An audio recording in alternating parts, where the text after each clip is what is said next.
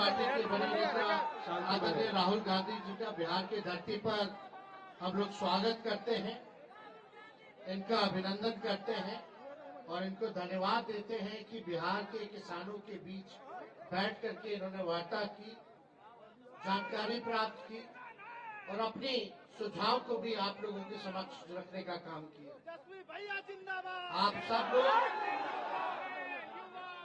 आप सब लोगों से हम कहना चाहते हैं कि मेरा मानना है कि जो अन्नदाता है, गर्मी में, सर्दी में, बारिश में, दिन भर खेत में लग करके मेहनत करके खून पसीने से हम सबों के थाली में 3-4 वक्त का अगर आता है तो वो अन्नदाता की वजह से आता है। तो अगर देश में किसी का भी सबसे ज्यादा औहदा अगर होना चाहिए तो वो किसान भाइयों का औहदा होना चाहिए, हमारे अन्नदाताओं का होना चाहिए, जो हमारा पेट भरने का काम करता है। लेकिन आजकल जो जमाना है, जो आप लोगों को बतलाया जाता है, राहुल गांधी जी ने सच आप लोगों के समक्ष रखा कि मुद्दे की बात नहीं होती है, मोदी जी की बात होती है। मुद्दे की बात होनी चाहिए, किसानों की बात होनी चाहिए। और यही बात अगर हम लोग पूछे, भाई मोदी जी तो कहते थे कि 2022 में आए तो गुना कर देंगे किसानों का, हुआ कि नहीं हुआ, ये तो बात सामने आ ही गई है कि आए तो गुना तो छोड़िए, गरीब गरीब होता चला गया, अमीर अमीर होता चला गया। ये सच्चाई है, ये बिहार की तो सच्चाई है ही, लेकिन देश की भी सच्चाई है। आज पूरे देश के किसान आंदोलन कर रहे हैं, प्रधानमंत्री जी से 2 मिनट वक्त चाहते हैं कि अपना दुखड़ा जो है वो अपने देश के प्रधानमंत्री के सामने रखें, लेकिन प्रधानमंत्री जी के पास समय नहीं है। वो प्रियंका चोपड़ा से जरूर मिलेंगे, लेकिन हमारे किसान भाइयों से नहीं मिलेंगे। देखिए, कई तरह की बातें वो करते रहते हैं, हमको उस पर जाना नहीं है। मेरा स्पष्ट रूप से मानना है और मेरा समर्थन है, और इस आंदोलन में हम आपके भागीदार हैं कि एमएसपी जो है आप लोगों को मिलना चाहिए, उससे कम कुछ नहीं होना चाहिए। और आप सब लोगों को कहना चाहते हैं कि हम लोगों की कोशिश लालू जी के समय में, राबड़ी जी के समय में बाजार समिति था, मंडी था, वो नीतीश कुमार जी के आने के बाद उन्होंने खत्म कर दिया। और हम लोगों ने कृषि मंत्री भी सुधाकर सिंह जी को बनाने का काम किया था, और लगातार यही बात थी कि भाई कम से कम बाजार समिति मार्केट जो है वो बन जाए। लेकिन आप लोग तो सब लोग अच्छे से जानते हैं हमारे मुख्यमंत्री जी कैसे हैं। वो किसी का सुनना नहीं चाहते, लेकिन फिर भी हमारा महागठबंधन का सरकार था, खुद का नहीं था।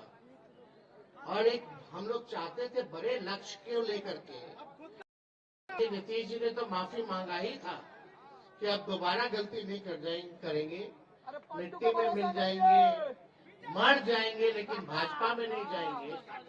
तो हम लोग तो भोले भाले लोग हैं, बात जो है समझ में आता है, चलो कोई नहीं, देश में सांप्रदायिक शक्तियों को रोकना है।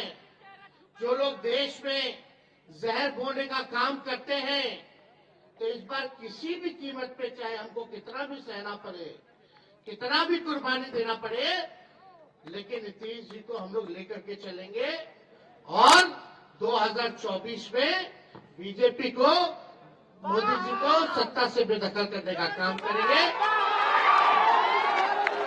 और हम लोगों ने एक थके हुए मुख्यमंत्री को, थके ही हुए हैं ना, चुनाव में क्या कहते थे कि नौकरी अपने बाप के पास से लाएगा पैसा देने के लिए। हमने बोला था कि रिक्त पदे हैं, साइंटिफिक अध्ययन हम लोगों ने कर रखा था कि कौन से डिपार्टमेंट में कितने पदे खाली है। एजेंडा था 10 लाख नौकरी देने का, लेकिन सोचो 17 महीने में हम लोगों ने 5 लाख सरकारी नौकरी देने का काम किया, तो देश के इतिहास में कहीं नहीं हुआ। एक विभाग ने तो 2 लाख से भी ज्यादा सरकारी नौकरी जो है दिया। अब तो तीसरा फेज भी आ गया। और यही नहीं, मुख्यमंत्री जी तो वही स्वास्थ्य विभाग का मेरा फाइल दबा के रखे जाए, 1,30,000 लोगों को बहाली जो है निकालना था, लेकिन कई कैबिनेट मीटिंग में नहीं आए। बोले आप कर देंगे, आप कर देंगे, आप कर देंगे। तो चलो, ज्यादा किसी का बुराई नहीं करना है, बुराई करने से कोई फायदा नहीं है। मेहनत करेंगे, लड़ाई लड़ेंगे। और राहुल जी आज आए हैं, हम उनका स्वागत करते हैं। और ये घूम करके देश भर में देश को जोड़ने का काम कर रहे हैं, और ये बहुत जरूरी है। ये नफरत की राजनीति जो लोग करते हैं, जो झूठ का प्रचार करते हैं, हमने पहले भी कहा था कि मोदी जी जो है वो झूठ बोलने के फैक्ट्री हैं। मोदी जी जो है वो झूठ बोलने के होलसेलर हैं। मोदी जी जो है झूठ बोलने के मैन्युफैक्चरर हैं। मोदी जी जो है झूठ बोलने के डिस्ट्रीब्यूटर हैं। तो इसलिए आप सब लोग जागरूक समाज हैं।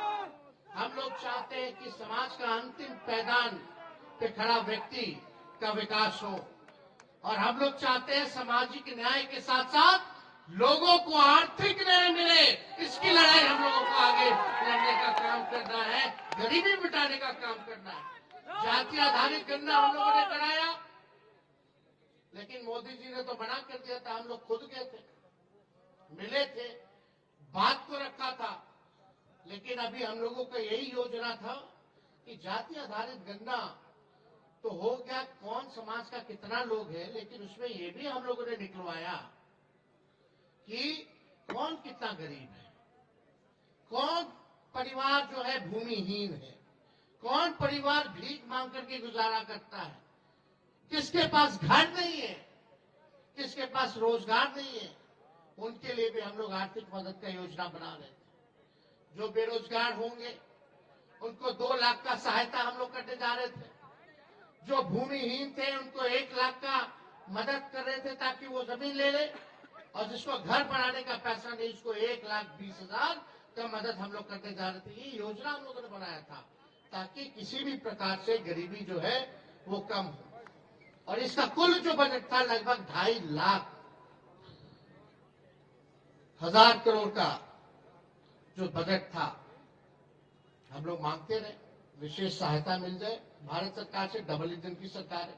चलो, अब तो उम्मीद करते हैं कि बिहार को स्पेशल राज्य का दर्जा मोदी जी दे दे या स्पेशल पैकेज दे दे।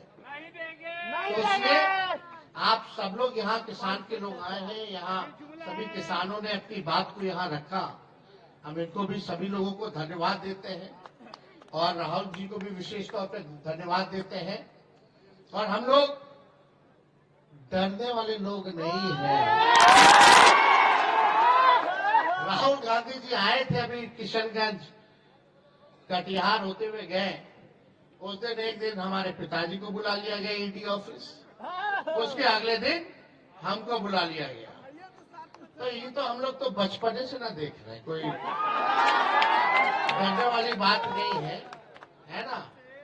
इनके गीदड़ भक्ति से लालू जी और लालू जी का बेटा घबराने वाला है। तो आप तो मजबूत रहिए, आपके अधिकार के लिए, आपके हक के लिए, आपको न्याय दिलाने के लिए, आपको इंसाफ दिलाने के लिए जो खून पसीना बहाने की जरूरत होगी वो हम लोग मिलकर के बहाने का काम करेंगे, ताकि आप लोग आगे बढ़े, आपका तरक्की हो। तो इन्हीं चंद शब्दों के साथ आप सब लोगों को धन्यवाद देते हुए अपनी बात को यही विराम देते हैं। बहुत बहुत